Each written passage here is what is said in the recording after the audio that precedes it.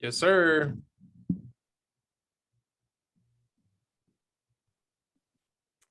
With pleasure. Hello, everybody. Vlad is joining us out of Vegas. What's very exciting. How is Vegas, Chef? Oof. Oof. That is yeah, that's intense. Not the Chicago weather you're used to. So, as Vlad was saying, thank you all for joining us on tonight's episode. Such a pleasure to have you guys listening in.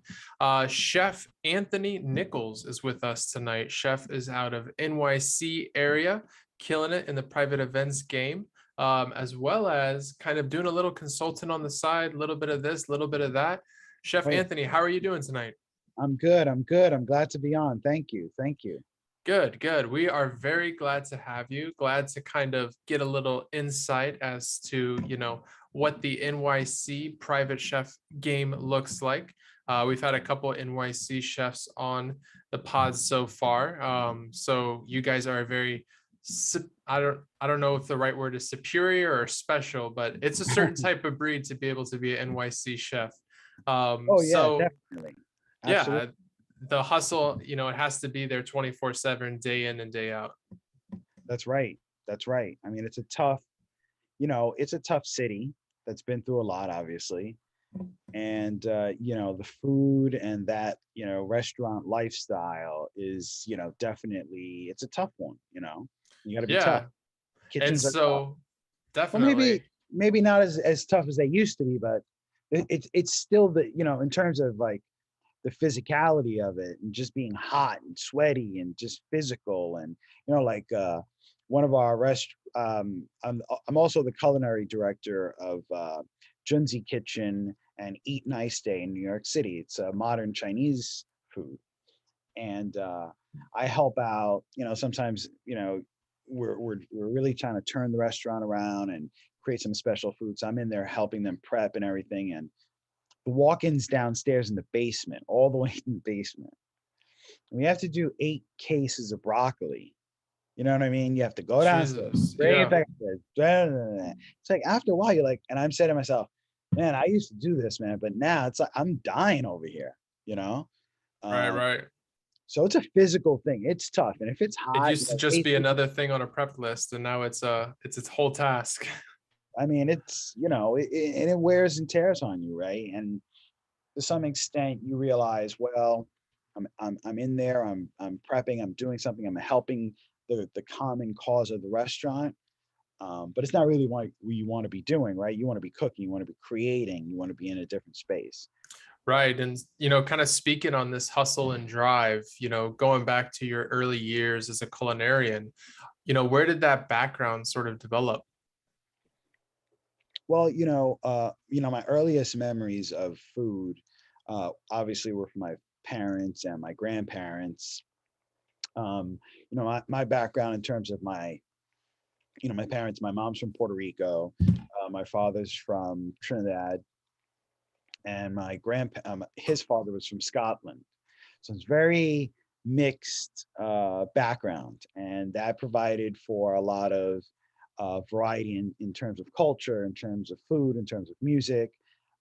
My dad used to always cook a lot and just like explore a lot of things, and there'd be like octopus and duck, and he'd always be ordering things, cheeses, try caviar, scotch, all these things about food that my dad used to celebrate, because he was like a big like to have parties and like to celebrate, like to drink, like to have friends over, things like that. um so I always equated good times with food and good ingredients and good quality things, um and that's really my earliest fondest memory of food. um So going from that, there's sort of this idea of like food is happiness. And I think that's really important for a lot of chefs, probably feel that same way, is that food is bringing some form of enjoyment. Absolutely. I mean, I think you cannot survive really if you don't feel, you know, one, love for what you do, but also love for the people that you're cooking for, regardless if you know them or connecting with them at all. Like you're in the kitchen, maybe you don't have to meet everybody, and really people don't want to like meet the chef, like some people do, but some people don't, you Right, just right. but you're not connected to that person in any way. You just know that you've put all your efforts towards your kitchen, your staff, your recipes, and that's going out there, and you're providing joy to someone that you might not necessarily see or meet eventually. Definitely. Um, I love that point because I think a lot of us forget the root of this industry, that it is the service industry and that we are here to serve. And so I think a lot of people get in the service industry and they don't have that quality that you just described, which is when you're serving someone, there's some sort of joy that you're feeling, or, some sort of like giving of yourself or your time or your energy, whatever have you, is sure. somehow kind of refilling yourself. That is very much the service industry. Absolutely. Absolutely. I mean, I've always equated it that way. And I think, and also, you know, and if you look at it that way, if you look at it that you have a special talent, right? Because most chefs think they're the best chefs or whatever, everyone has their own opinion of their own cooking. Um, but, uh, if you have truly something special, every time you go and you share that with somebody, you're really, imparting something on them. I mean, you are really sharing something with them. I was on vacation and we hired a private chef to come over, and he cooked for me, and it's like, honestly, I didn't care what he cooked for me. I don't care how he cooked for me. It was just like the Right. pleasure of someone was just like cooking for me, taking care of me, and I was having a good time, and it didn't matter. Really didn't matter. I wasn't there for that. I just wanted someone to cook for me. It didn't He could have cooked me, he could have made me a grilled cheese, sandwich. Didn't matter. It was just that joy of having someone, bless you with food. Well, and if they're putting all their energy into that grilled cheese, maybe it's just a grilled cheese, but you feel that energy. I'd rather someone put their heart and soul into a grilled cheese than serve me, a duck à l'orange or filet mignon that they just, slap dick together. Yeah, exactly. I mean, it's it's you really, and I have to say, I don't want to sound like an old guy or an old chef or anything like that, but it's hard to find people who believe in that, especially in the restaurant industry now. Right. Um, right? It's a tough industry, and I obviously can't blame people for their choices. It's like a lot of people don't want to go back to the restaurant industry. We've lost a lot of people. A lot of restaurants have been closed. Um, so it's a tough one. I mean, it's nice. It's a real tough one. So Um, before we get to too much into today's world, what were your like early restaurant experiences, restaurant gigs? Who were those mentors that really instilled those foundations and those characteristics that enable you to survive and thrive in the culinary industry?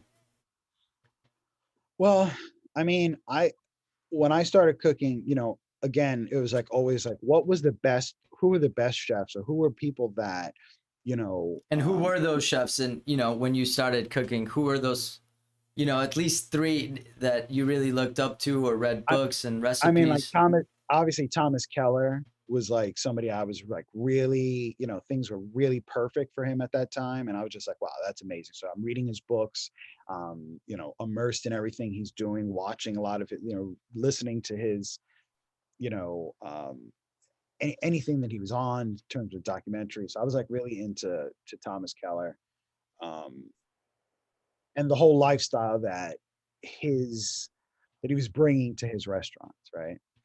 Um, so that was like one that was really, and then on the other side of that, I was like really into Marco Pierre White, and I Mm. was into Gordon Ramsay when he was, before he was a celebrity chef, like there's like when he was like opening, um, his early restaurants. It was like the chefs that like were living this real intense lifestyle to be Michelin star chefs and seeking perfection and seeking ultimate creativity. So that's what I wanted to be. That was what I inspired to be. So when I went to the French Culinary Institute in New York, as soon as I graduated, I went to a French kitchen so I started working for Oceana, which was a Michelin star restaurant in New York. And the chef, Ben Pollinger, who was also French trained, who also went to the French, no, actually he went to CIA. And that just sort of like real straight up kitchen, everyone shaved, you were like, sharpened your knives on your own time, and just a real tough kitchen, right? Real scary kitchen, sous chefs like walking around, real intense. But that's where I wanted to be. I wanted to seek that perfection, that toughness, because I know it would make me a better chef. I was just like always seeking that. And what were the early days, and how did you get your foot in the door? Well, it was funny because when I was like, I said to myself, well, if I send the chef my resume, it's not going to be anything because I'm in culinary school, right? So I'm going to have to write this guy a letter that he's going to remember. So I wrote this letter. I forgot what I put in the letter. I basically told him like when I cut a fish, I usually name the fish, and then I name it, and then I just kind of like sharpen it down. I kind of made like this whole story about the fish and all this stuff. And he actually got back to me. When he first met, he was like, naming the fish, huh? I like that. So I felt like it was, if I give him a sort of an odd story about, liking fish, cutting fish, because it was a seafood restaurant and I would be, working with fish, I would stand out somehow, and I did, and I was able to kind of get in there. And That's really awesome. That was definitely a first one, and I think that. So what were we got to know these fish names. I mean, what were some of the favorites? I actually named one. I actually, in the letter, I wrote the name, and I cannot remember. When it comes to me, I'll let you guys know. He would always bring it up too. It's pretty funny. I've definitely done the same thing. It's sort of like a running joke with the line cook while you're breaking down a whole fish. You're like, all right, what's the snapper's name? All right, what's that? Exactly. Especially if there's people around you as well. You're like, hey, meet, this person and stuff. Yeah, so, yeah, exactly. It's always kind of funny, especially when you're cutting a ton of fish or butchering fish. And you're just kind of like learning technique, but you're kind of killing time with the, with all the other chefs around you. Right, So, exactly. it's fun. And you get hired, and you get hired as a commis, prep cook, line cook. You get thrown into the deep end right away. So he actually, he doesn't give me an internship. He gives me a job. He says, all right, learn how to fish, work in the we butcher fish, work down there for 3 months. I said to myself, hell yeah, learn how to cut fish. It's a big skill, ultimate skill. I would just be doing it over and over. And it was an amazing experience. I worked with all varieties of fish, cutting halibut, like massive size fish. I mean, unreal, all types of oysters, crab. I mean, just like exotic fish from all over the world. I mean, like I really learned a lot about fish, and just love, my joy of seafood now comes from that. So it worked out. I mean, it was a good one. And then from there, I went to the line and I started cooking on the line, which was considerably tougher than cutting fish. But different pace, right? Totally different pace. But, especially when you're cooking something, if you're around it, you sort of understand its anatomy. When you're when you're cutting it or you're butchering it or preparing it, then to some extent, you know how to cook it, right? Like you can see the bottom of it, the top of it, the texture of it, the size of it. So you know how you're going to approach it. Right. So with fish, that's really, you know, it's really important. You fillet a fish and you see that it's really delicate and gentle, you know, you're not going to go throw it on a grill and deal with it that way, you know? Well, I So, love that concept too when you're talking about the doneness, because I think if more people handled raw pork or raw fish, they'd probably understand when that pork is not medium plus, medium mid well. They'd understand when that fish yep, is not cooked all the way. right, Like your groupers and your steak fish, your swordfish, your wahoo, your cobias, they right. feel very different when they're raw versus when they're cooked. And those are those fish that are very rarely handled. And could be, unpleasant mouthfeel as well, you know? Right, right, Uh, tuna, a beautiful piece of tuna seared on all ends could be, it's amazing, right? But that same uh, cooking technique doesn't apply to other fish. It could be just terrible, right, terrible. exactly. Swordfish is a tough one to cook, right? Because I would say people tend to overcook it. Yep.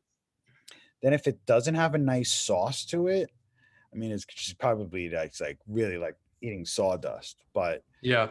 real bad. Especially, I mean, if we're gonna get into specifics on cooking stuff, like people grilled swordfish, and I'm always like, oh God, what are they gonna do to that? Yeah. Grilled swordfish is pretty tough. I mean, I like to baste my swordfish, and then I like to give it a nice sauce. I mean, I really do a nice acidic sauce, help it lively up. But Yeah. And like cooking halibut, if other you're one, not careful with halibut, I mean, those giant flakes, that thing will fall apart in the pan quicker, quicker than anything. So yeah, it's one of those things where it's like, it's not like cooking a piece of beef, right, there's 7, 8 different types of cuts of beef, but they all relatively, I mean, you have your ribeye with some fat in the middle of it, so that's a little weird. And then your New right, York, the fat is in different areas, but not so much to where you have to use a completely different cooking technique. right, absolutely. I mean, I think the one of the tougher fish to cook is cod. Yeah. Um, I would say wahoo is probably up there as well. wahoo's tough. I mean, like these are things that just break apart easily. Um, and but nothing looks more beautiful than like cod that's just been beautifully seared and it's still together and whole. And I think a lot of people want to achieve that. But sometimes, the fish is just, it's a tough one. And, to get it done takes some time. You really, really got to work a piece of cod. But it's really nice. I mean, it's a great fish. But so Definitely. And they all have their specific, applications as well. Like you're not going to fry a piece of halibut, but you can fry some catfish. And so, yeah, I 100%. mean, I we could mean, definitely, I mean, being in Florida now, my fish knowledge has, grown tremendously. Being a Midwest chef, my fish knowledge was very limited to, trouts and tuna and this and that. And now being right. a Florida chef, it's like a whole new world out there. Yeah, I mean, like you probably, it's a what pompano's out there. Do you have a lot of Yep. pompano? Yep. Yeah, pompano's a fish I worked with early on, and I always thought it was a really strange fish. Um, but it's really delicious. Yeah. Yeah. And, pompano, we have right next to pompano, typically we'd get swordfish, and the same Sword, thing, unless it was like a pumpkin sword, you get that sawdust very easily as soon as it gets overcooked. swordfish is one of those things that I mean, when I deal with clients, they're always either like, most people are usually like, no, I don't like swordfish, and I don't understand what's the problem with like, it's one of those Yeah. things I often hear, like people like, no, no swordfish. Like, Yeah. what happened? I What guess happened between you and swordfish? Yeah. like what's going on with the sword food? Like, did something happen? And it's typically because people do it over and over really badly, you Right. know. So I Right. think probably just people are all shell shocked by that. They're like, oh my God, it's like a piece of chicken breast. Right. So kind of getting back, to early Chef Anthony, what was your next steps on your journey? Well, when I started working, when I was at Ocean, I realized, I'm getting all these skills. I'm working with under an incredibly strict kitchen. And now I can start to think about ways to, start learning other things. So then from there, I went and I started I started working as a corporate chef for Sony Music, Sony Corporation. And I started cooking for the CEO of Sony and executives. And I started working my way through corporate catering and large event, large event catering. So if we may, yeah. you kind of like glaze over the CEO of Sony like he's no big deal. How does one, kind of open that door, so to speak? Is it very much like a right place at the right time? Did you know the right person at the right time? How do you kind of look at these bigwigs and, have that trust to do these parties for them? Well, it was a pretty big operation. So it was actually at their Sony headquarters in Manhattan, and they had a full restaurant for executives and everything. So it was a team of 3 people. So there was another executive chef there and some other other chefs, and I was one of the cooks. And we would cook for so many different people. I mean, obviously, it's when you're having these meetings and you're this, celebrity or a business person, we spend so much time making sure that the food's going to be amazing and all that stuff. Like that is the last thing they're thinking about, especially if they're having like a meeting or like some kind of high level meeting or whatever. Like they don't really want to, I don't even think they care to be impressed. They just want their meeting to be successful. We're in the background going crazy, trying to make sure. So that's one thing I really learned was, in business meetings, simplicity is super important. Mm. They don't want all that craziness and all that fuss. They want to be in and out, and they want to have a successful meeting. Mhm. So I found that very interesting at the time when I was at Sony. So what was like the go-to, like, I'm assuming you had BEOs. So what was like the go-to, was there like a certain canapé that was at like every business meeting, or a certain salad that was like a fan favorite? Well, so from there, I went to work for many corporations. So there were many different things. So like there were certain things like traditions, like 2 scoops of ice cream. Hmm. Dessert was like a special thing. Or at the Sony Club, the burgers were really, really good. They had these Wagyu burgers, and an incredible sushi chef from Japan who was incredible. Obviously, it's Sony, has to be amazing sushi. Yeah. People had different, well, maybe there were some things that were traditional, and there were also things that were very specific to certain executives who like to eat certain things every day. And it usually was just, a bowl of chickpeas with this on it, or somebody on cucumber with Russian dressing on it, or, very, very plain things, and maybe how we would eat when we were working. You want to order salad, or you want to be, you're not, you don't want too much food at lunch, I guess. Right. Huh. And so you're kind of, doing this, and, what's the next sort of step along the journey? Well, then from there, I went back into restaurants. I started working at in the QSR world for companies like Dig In and Pret, and doing some research and development, and just learning a lot about culinary operations for companies who are trying to scale up their brand, Mhm. which is very much what I do now. And what I really enjoy about working in this space is that I can take, those very, the restaurant type of life, or, thinking, when you're cooking as a chef, you make everything from scratch, and at least your goal is to make everything from scratch, and Right. to gather all the best ingredients you possibly can. But, you can take those ideals and that recipe and that concept, and now provide it so that others can still be inspired by that, but it still needs to go through that process. Meaning, how does, a fast food chain get a particular recipe through its system. They kind of just work their strengths, you know. So like for me, it's getting a particular sauce.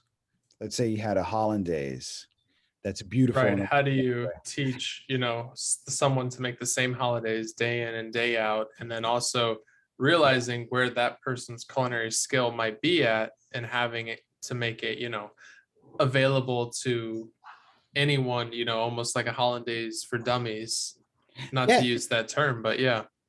yeah, and what's necessary, like what's necessary to make it, maybe you can't go all the way. You might have to stop, but you have to use resources and, trick people into doing things that are shortcuts that make it even, that still, but you're still trying to achieve a delicious product.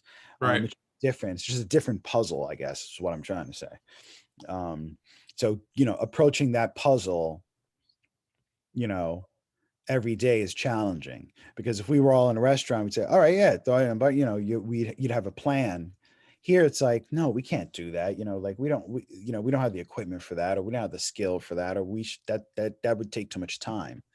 Right. You're in a very specific set of confines, and, being in corporations as I have been, very reputable theme park in the Orlando, Florida area, but you definitely have to understand that where, like you just said, where the level of your staff is at, and then also the equipment, confines. Do you have a 6 burner range and a pot of boiling water with a whisk and a mixing bowl? It's like, no, I Right. have this turbo chef and I have a combi oven, and Exactly. we got to figure it out. Yeah.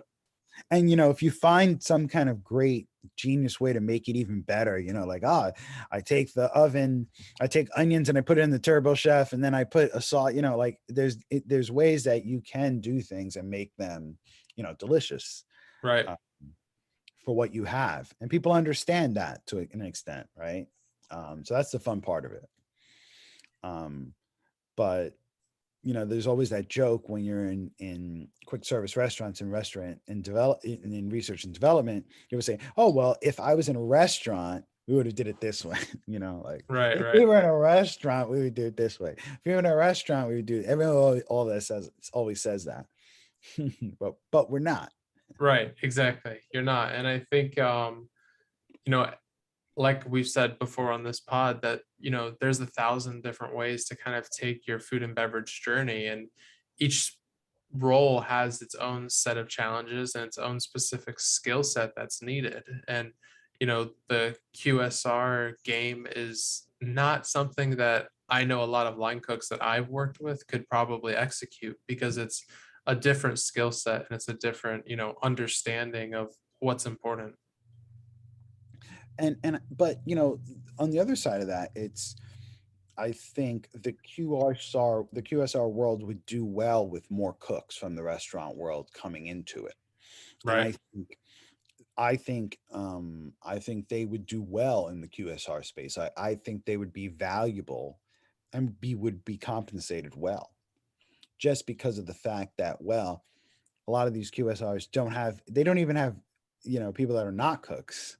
Right. Right. The difficulty of getting people, just a staff is difficult. So could you imagine people with culinary skills and knowledge? Whereas, maybe in a restaurant that's fine dining, you might make a certain amount of money. In QSR, you'd be valuable there. Right. Right. So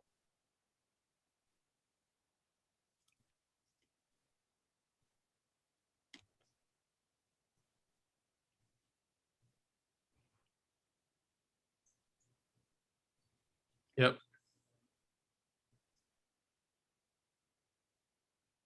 bless you.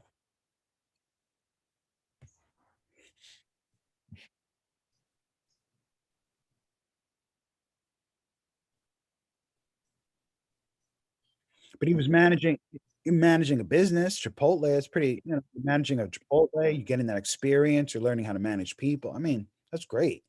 Yeah.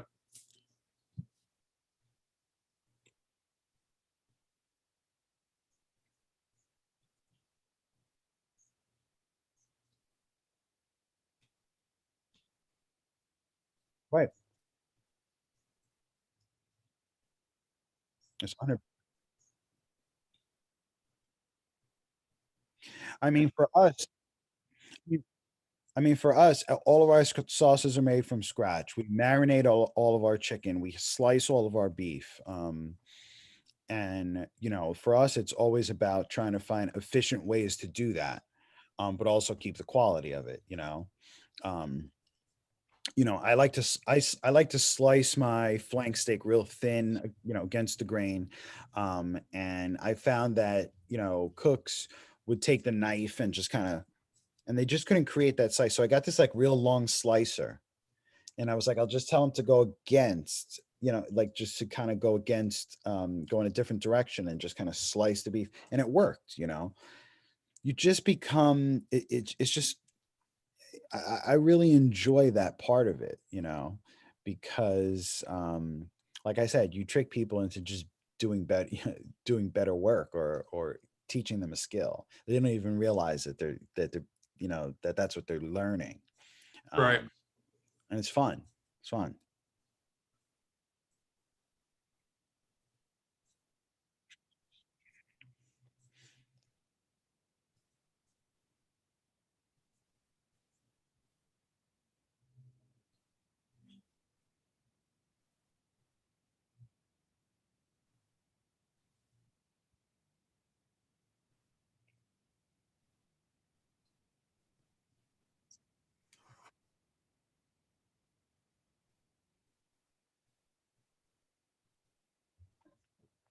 Well, I think it's really important, nowadays, everything's flooded with food knowledge and food porn and all this stuff. But, I kind of really loved cookbooks.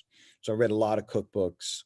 And, cookbooks can be very exact, they're very exacting in terms of technique and what you respect um, in someone's technique, especially when you're in culinary school and you're breaking down carrots and all that stuff, and you're like taking forever, or you're, not picking up a certain knife skill or how to butcher something. And you go on YouTube, and you see Jack Pepin do it, and he like destroys it in 2 seconds, and like you respect that you eventually you just respect speed and technique, because once you have that, then you can go and create, right? You can start mastering recipes, and you can do all that stuff. That's what a lot of people sort of start thinking about. Well, I'm going to create fancy dishes. I'm going to do this and do that, but they don't really learn the technique. I mean, I guess that applies with every profession, right?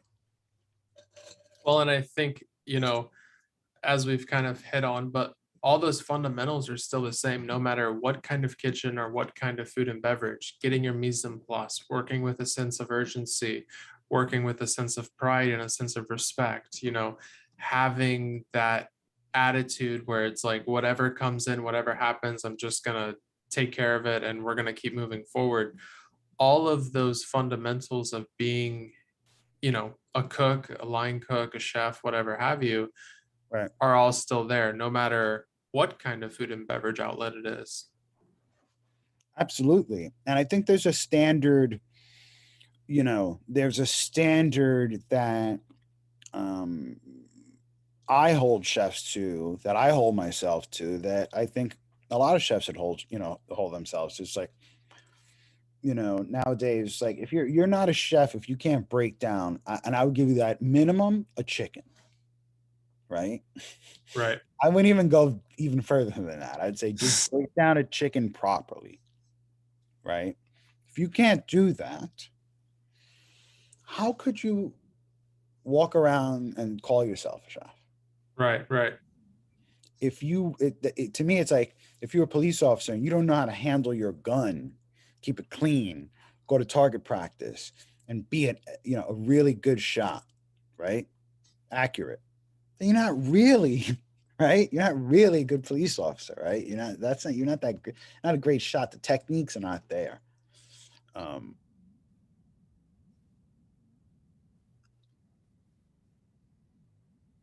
100%.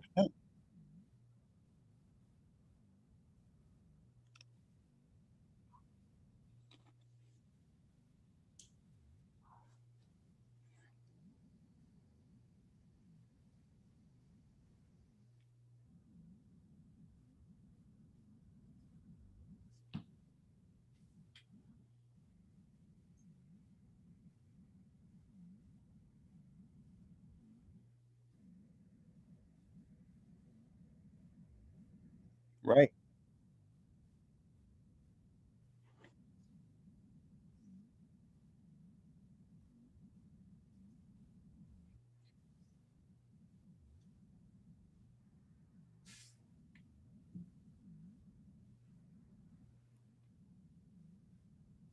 Right.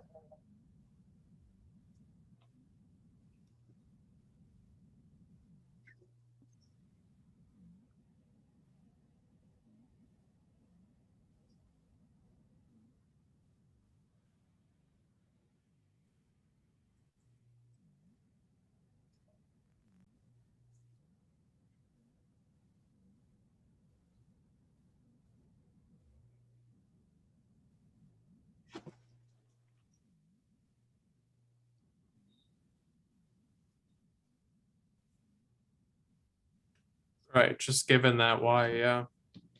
But I think, and I think also, is, and that's a good point. I mean, when you work with a chef and a chef tells you, okay, I want you to peel, um, peel this apple, right? And you start peeling it a certain way, and the chef goes, no, I want you to do it this way. How you do it, nobody gives a shit about how you do it, right? It's like the chef wants you to do it this way, and there's a specific reason he or she wants you to do it that way. So that's your way when you're doing apples in that kitchen, right? However, you want to do it a different way. And when you are your own chef doing it your own, then you can do it that way, right? The beauty of it is you're learning how to do something different outside of the box. Some chefs might say, "Oh, the reason you do it this way is because I want you to do it this way. It's faster." That's not you can say that, but maybe it's not faster. It's just that that's the way I want you to do it. And there's some good lessons learned in being consistent with someone else's wishes on how they want you to cut an apple, an onion, piece of celery, And some people have a hard time with that. There's a lot of cooks that have a hard time with that.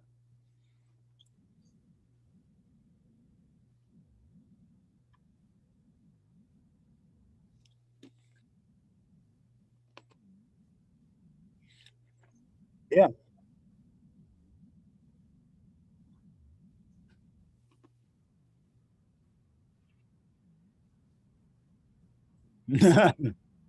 Right. Right. Right. Right. Exactly.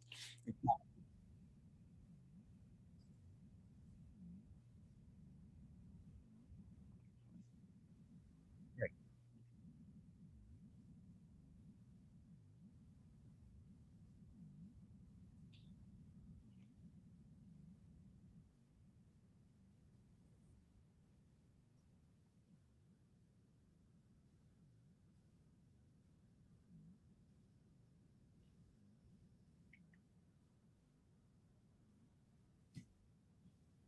Yeah.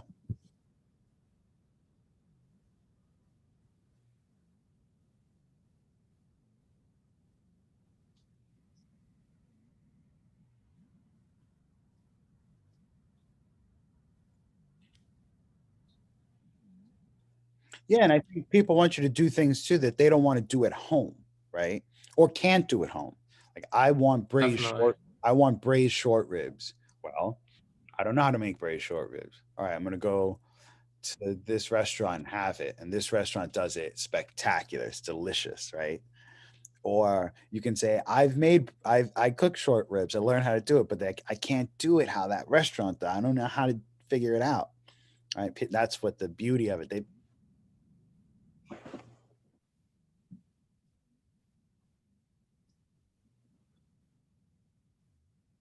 cooking for yourself kind of thing.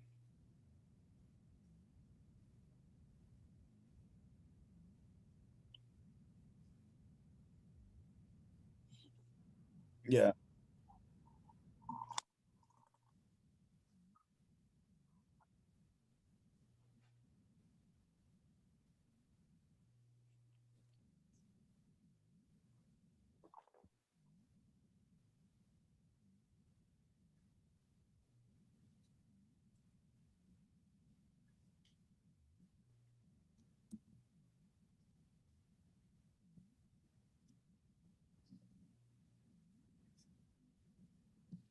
Yeah, definitely an educated consumer base more than ever. Yeah, people know their food. People know their food. Yeah, You know what they like. But I think that's the most important thing, right? They know what they like, and you want to make sure that you're going to get what people like, what they love, what they enjoy. You're providing that in your way, the best way. And again, it's something they can't do, and they enjoy what you do. So, I mean, that's one of the that's what people need to understand, the premium of having a private chef. Um, I think often you have kids that are out of culinary school or people out of culinary school and they go straight to being a private chef.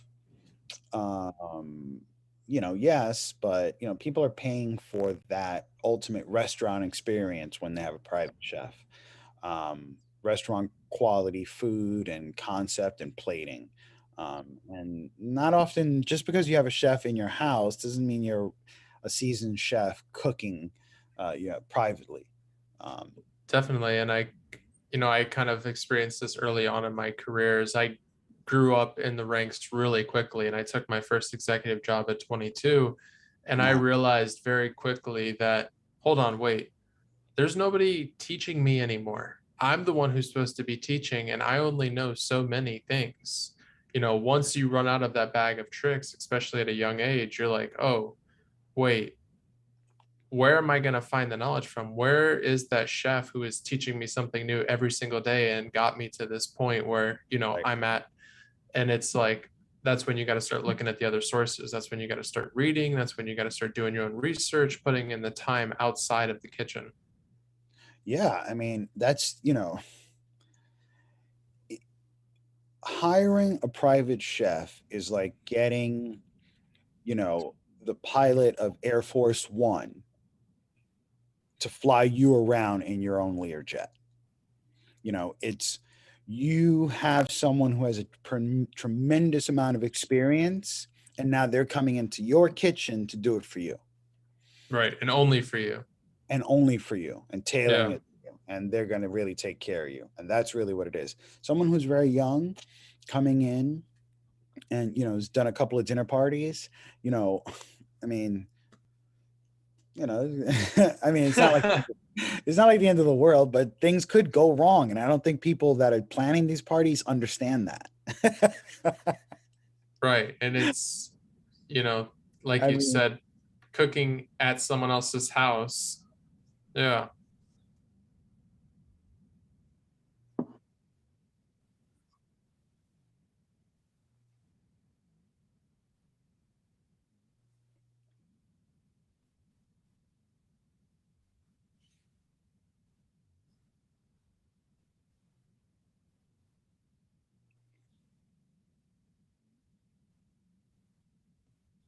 right,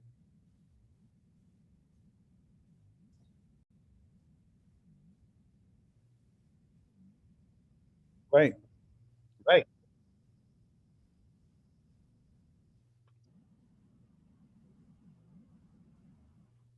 Yep.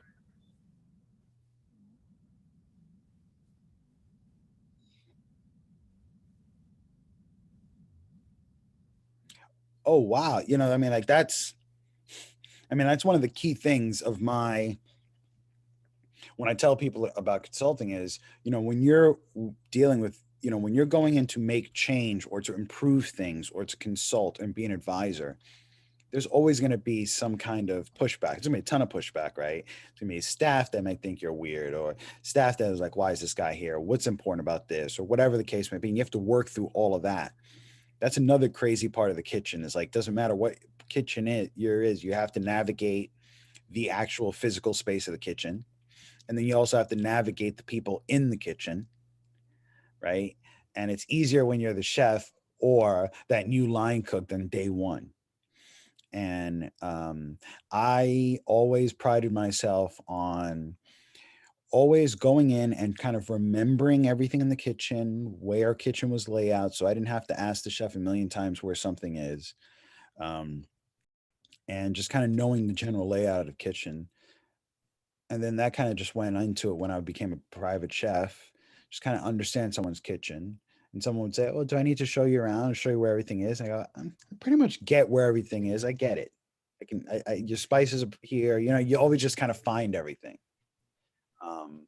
So it's like, you know, sitting in that. And it's good to do that walkthrough too, right? In any kitchen, because then, you know, I think a lot of the, you know, chefs that are in this industry are, you know, we learn by seeing, you know, and when we walk around, we see certain things and we read, you know, whatever macaron almonds are there, and then you hear somebody asking for macaron almonds, and you could tell them, you know, it's in the pantry on the third shelf in the middle on the top right. Look for this blue box, and they're like, "Oh, how the hell did you know that?"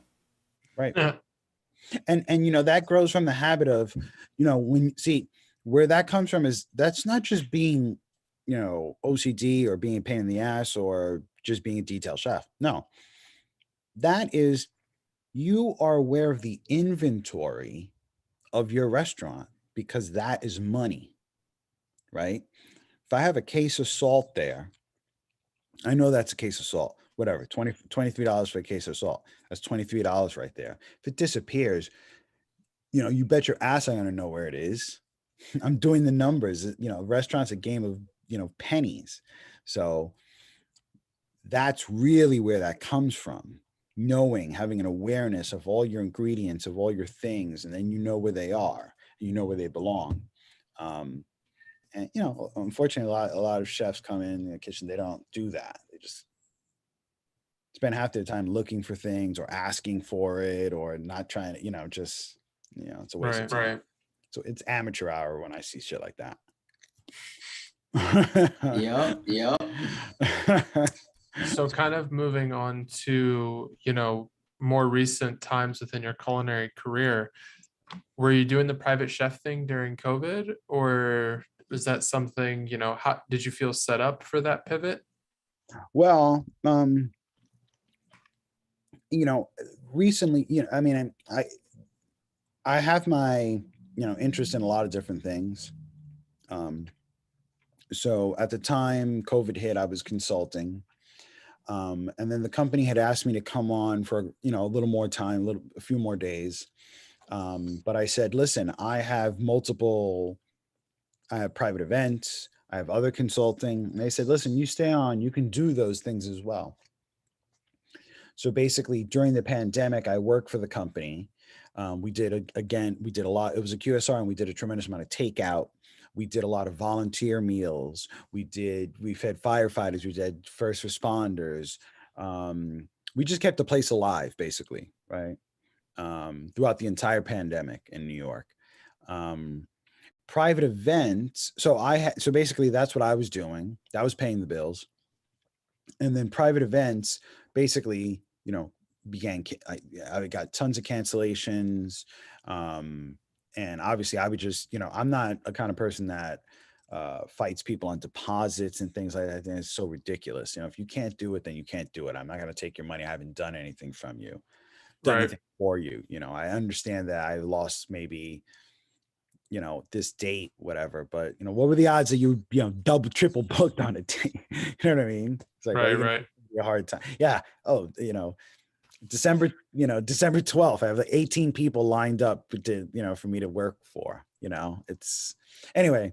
So, when COVID hit, you know, I gave people their deposits back. And, so my business, you know, obviously private events just took a huge hit.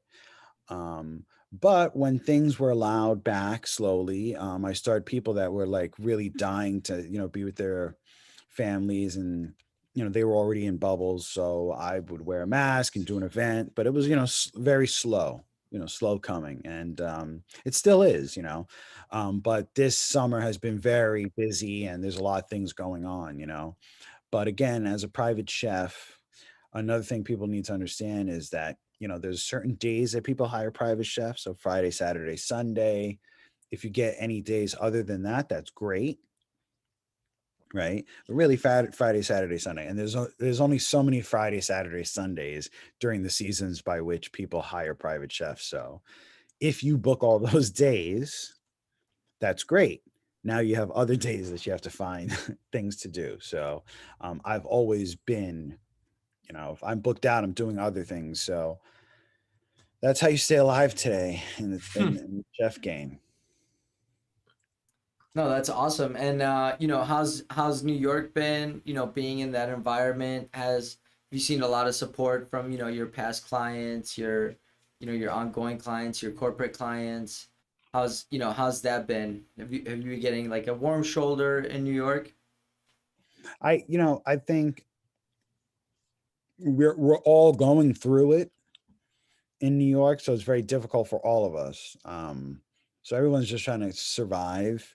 And I think everyone's just trying to survive and recover pretty much. So there's really not a lot of support in terms of that, right? Everyone's kind of trying to figure it out for themselves. It's hard to find staff. It's, costs are so, things are so expensive. The cost of doing business is it's so difficult for you to make some profit, right? It's a tough business. It's really tough business. So everyone's sort of like just kind of making it, getting through. No, Yeah. I love that. And is there any restaurants that unfortunately didn't survive that you loved going to? After COVID? Well, there was this restaurant there's this restaurant that I go to, PJ Clark's on 53rd and I believe it's 53rd and 3rd. And I was driving by one during COVID and it was like shut down, closed, like, but like it looked like it was just like done. And I just said, oh my God, I cannot believe this restaurant, this bar, this pub that serves amazing burgers and steaks and has been around for so long. And I said, that's never going to come back. There's no way.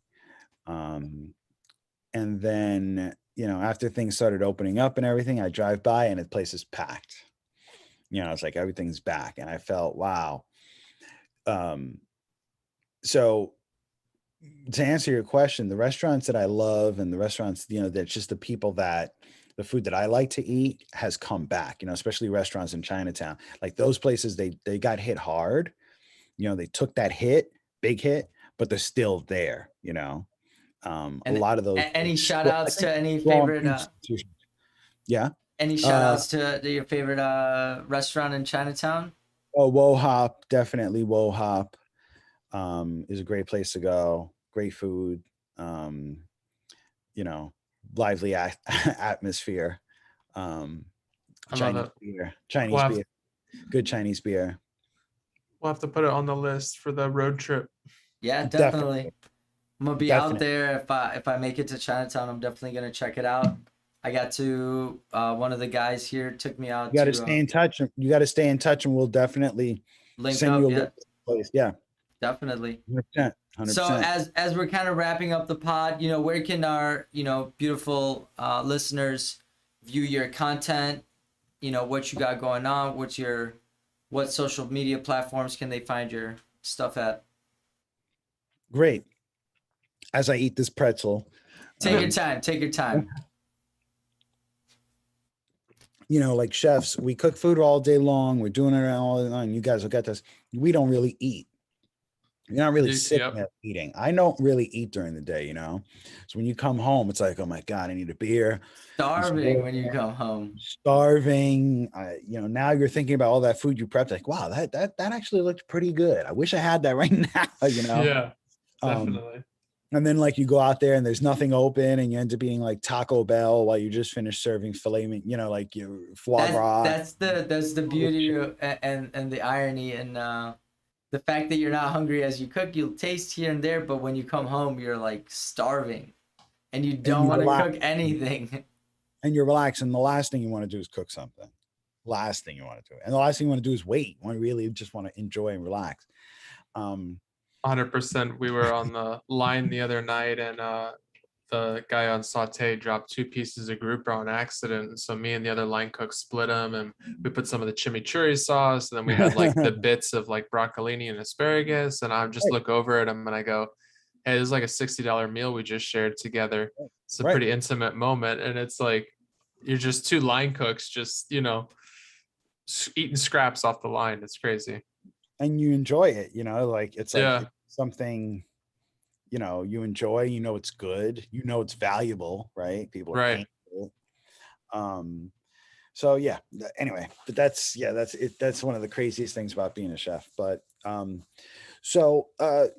I said, being a chef today in New York, especially if you want to, um, if you really want to make a career that's going to bring some legacy to your family, you need to do multiple things, right? So, no one's getting rich in one restaurant, or no one's getting rich in the culinary world by knowing one thing. It's good to diversify yourself, to get multiple skills, to work within different experiences and different facets of the business. So that's exactly what I do. So there are the three things that I'm excited about, that I'd like to talk about. So one, I'm the culinary director of Eat Nice Day. That's on Instagram. We're on 120 Bleecker Street, and we do modern Chinese takeout food. And you can go there, 120 Bleecker in New York City, and try my General Tso's chicken sandwich. Um, and I'm really proud of this. And this is a group, QSR, that we're developing and scaling up. So I spent a lot of my time there working on recipes and training staff. So I'm really excited about that. And you know, anybody who's interested can go to Instagram, Chef Anthony Nichols, um, and you can find my website, and you can connect with my PR people, and send me a message and all that stuff. So you can always connect with me directly if anybody wants to. Um, I have the private event business in the Hamptons in New York City and Greenwich. So I'm always doing private events, and it's a great place for me to test out a lot of my recipes and techniques, and just meet a lot of interesting people. And I have some long-term clients that I'm always working with. So they keep me busy, and it's a different part of it. And then the last part of it is, I'm on the platform Cook Unity, and I have multiple dishes on there that you can order and have delivered to your home. It's currently on the East Coast, and I spend a lot of my time there as well, developing, or at least keeping our recipes consistent.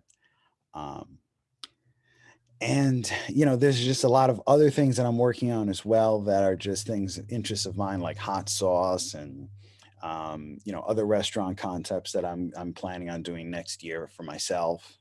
So it's, anyway, I just hired a new assistant, and she was like, "Can you break down everything for me?" And I was like an hour, like telling her, "All right, well, you got to do this. We got to follow the receipts for this, and you got to do this. And I got this commission." And she was like, "Is that it?" And I was like, "Well, I'll tell you I'll tell you the rest tomorrow." There's just so many things, Right. uh, that involve uh, a business, especially when you're trying to scale it up, and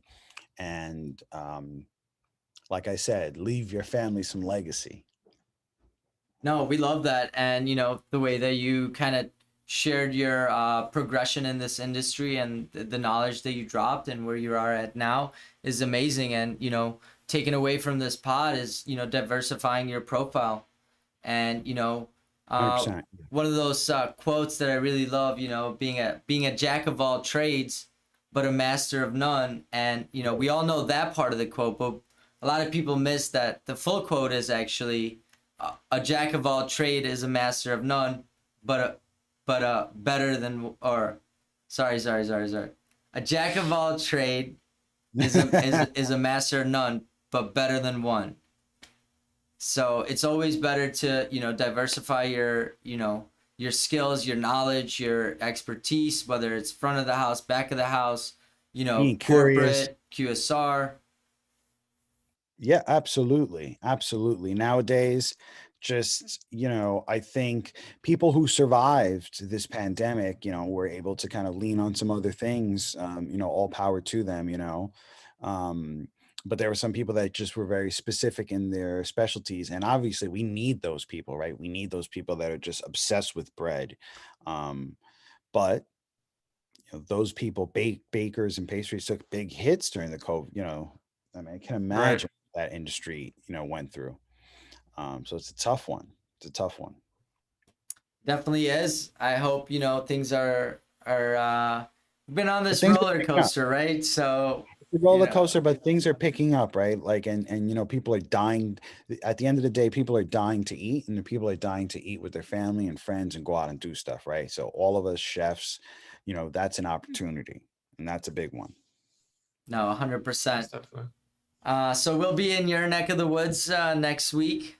Okay, Uh, great. So hopefully you guys will connect, and you know, we can, like, you know, maybe hook up, get some food, take you some spots, recommend some spots. I'll be DMing you, and they'll be All going right. down in the DMs. Thank you so much, Chef Anthony, for stopping by, sharing your Thank you, Brian. expertise, Appreciate it. Thank you, dropping the chefs. knowledge, and we really enjoyed this hour-long pod, and we're gonna be long life acquaintances. We'll be sharing lots Great. of love, Thank you. and Thank you. likewise to our tuners tuning in. Make sure to like, follow, subscribe, show Chef Anthony some love, and we'll be here live next week. Thank you so much for tuning in, and everybody stay safe. Perfect. Thank you, Thanks, guys. everybody. Take care. Diversify Thank yourselves out there. you. Thanks, guys. Take care. I stole Doug's line of stay safe. All right, guys. Thank you so much.